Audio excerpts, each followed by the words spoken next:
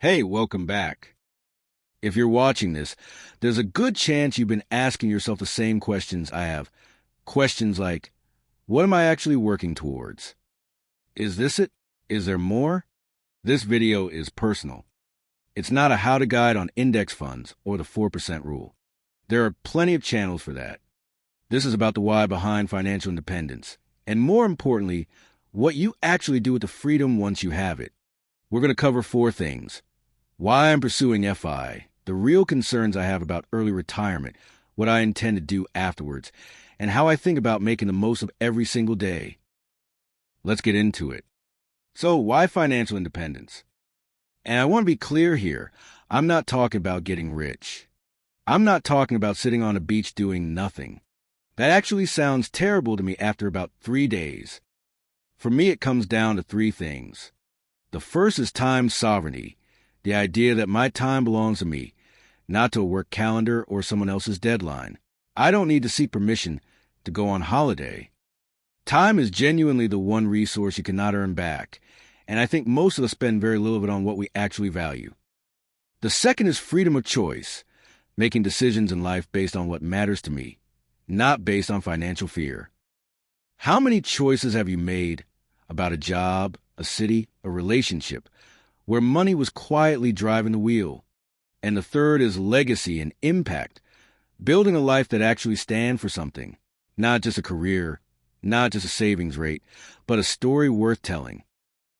I want all 3 of those things, and I believe financial independence is the clearest path to getting there. Let me go a little deeper on each of these, because I think it's easy to nod along and not really sit with them. The 40 years trade-off. That's a default deal most of us signed up for without realizing it. Work your best decades, defer your living, and enjoy your freedom in your 60s only if your health allows. My legs are already getting weak in my 40s. I know that I cannot wait. By my 60s, I may not be fit enough to go places. Financial independence is about tearing that contract up and saying, life doesn't start later. It starts now. Then there's the idea of decisions driven by values, not fear. I've noticed in my own life that money anxiety is incredibly loud. It drowns out your actual values.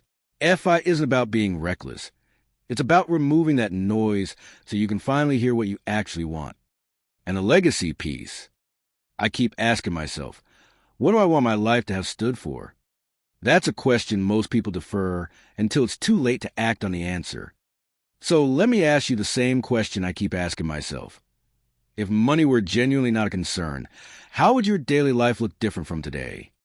Hold that thought. We'll come back to it. Now, I want to be honest. Because if I just made this a hype video about financial freedom, without talking about the real fears, I'd be doing you a disservice. There are 3 things that genuinely worry me about early retirement. The first is identity. My career has given me structure, status, and a sense of belonging for a long time. Who am I when that's gone? That's not a small question. The second is the money itself. Not whether I can save enough. I'm working on that. But the what-ifs. What if markets crash at the wrong time? What if I live to 95? What if the plan that looks solid today doesn't hold up 30 years from now? And the third, honestly, is what people will think. Family, friends, colleagues.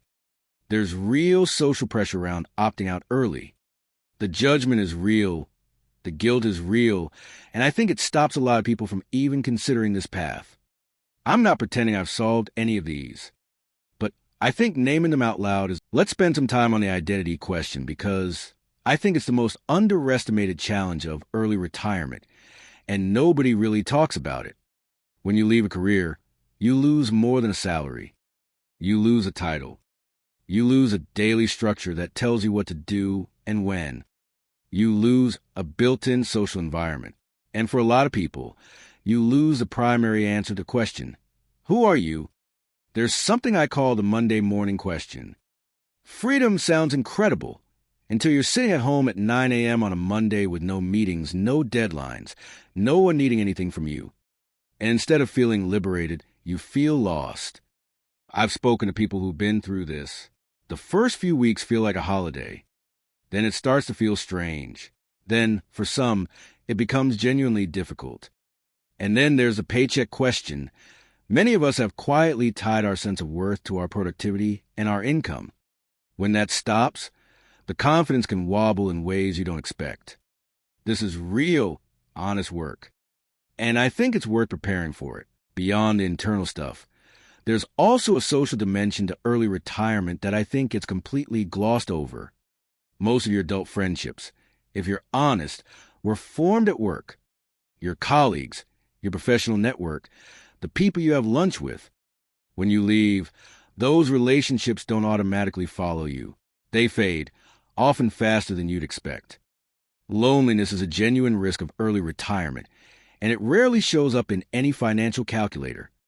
Then there's a dynamic if your partner still works. Suddenly one of you has total time freedom, and the other is still grinding through a 9 to 5. That asymmetry in energy, in schedule, in social life creates friction. It has to be talked about and navigated consciously, or it becomes a source of real tension. And then there's the guilt. Society rewards busyness. It applauds people who hustle. The moment you step off that treadmill, there will be people, maybe people you love, who question it, who call it lazy or irresponsible or naive. Processing that guilt is part of the journey, and I'd rather go in with my eyes open. Let's talk about the money side, because this is where most people's anxiety lives. The number one financial risk of early retirement is something called sequence of returns risk. And here's why it matters.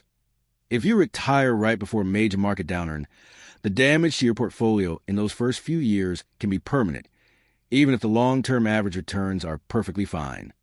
The order of your returns matters as much as the returns themselves. Then there's longevity risk. If I retire in my mid-40s, my money needs to last 45 to 50 years. The standard retirement rules were never designed for that timeline. A plan that comfortably gets you to 75 might fail badly at 90. And perhaps the most underrated trap of all is the one more year syndrome. Fear keeps so many would-be early retirees working indefinitely. Just one more year to be safe. Then another. Before you know it, the freedom you were working towards keeps moving further away. I have been telling myself this. Just one more year. Accumulate more to play it safe. The key question I keep coming back to is this. How do you make a number feel safe enough when the future is fundamentally unknowable? I don't have a perfect answer, but I think clarity on your values and your floor number matters more than chasing certainty. Beyond the big structural risks, there are hidden costs that almost never make it into the spreadsheet. Healthcare is the biggest wild card, especially if you're retiring before government coverage kicks in. Without employer-sponsored insurance, this becomes your largest variable expense, and it can spiral with age. A single serious illness can upend even the most carefully built plan. Then there's lifestyle inflation, and this one is sneaky. When every day feels like a weekend, your spending changes dramatically. Travel, hobbies, dining, experiences, free time actually costs money. The budget that looked tight enough when you were working might not hold when you're living fully. And then there are family obligations, the ones you can't predict. Aging parents needing care, adult children needing support, a health crisis in the family. These are the expenses that almost never show up in a retirement calculator, but they show up in real life with real frequency. I'm not saying this to scare you away from the goal. I'm saying it because the best financial plans build in honest buffers, not just optimistic assumptions. Okay, let's shift gears completely. Because all of that was about what I'm walking away from. Now I want to talk about what I'm walking towards. I want to be clear about something. I don't want to stop working. I want to stop working for the wrong reasons. There's a massive difference. Financial independence gives you the ability to work by choice rather than necessity. You can consult, coach, create, build, teach, and you can do it at your own pace, on your own terms, because it energizes you, not because you need the income to survive. I also want to build something that outlasts me. A project, a community, a body of work. Something with a long horizon, not optimized for a quarterly review cycle. FI gives you the runway to think in decades. And I want to contribute without burning out. Mentoring, volunteering, showing up for causes I care about at a pace that's sustainable. When you're not being drained by a demanding job, you have genuine capacity to give. Here's my challenge to you. What work would you do if the pay genuinely didn't matter? That answer is worth writing down. So let me leave you with 3 things, not rules, just principles I'm trying to live by. Design your days before they design you. Without intentional structure, freedom becomes drift. Build rhythms and rituals that reflect your values, not your old work calendar. Invest in depth, not just breadth. It's easy to fill free time with activity. The question is whether it's meaningful activity. Deep relationships, deep craft, deep learning. These compound in ways that business never can. Stay connected to growth and contribution. The happiest people I've spoken to who've achieved financial independence, they're still growing. They're still giving. They pick something to get better at and someone to show up for. The goal was never to stop working. It was to stop working for the wrong reasons. Thanks for watching. If this resonated with you, drop a comment. I genuinely love to know where you are on this journey.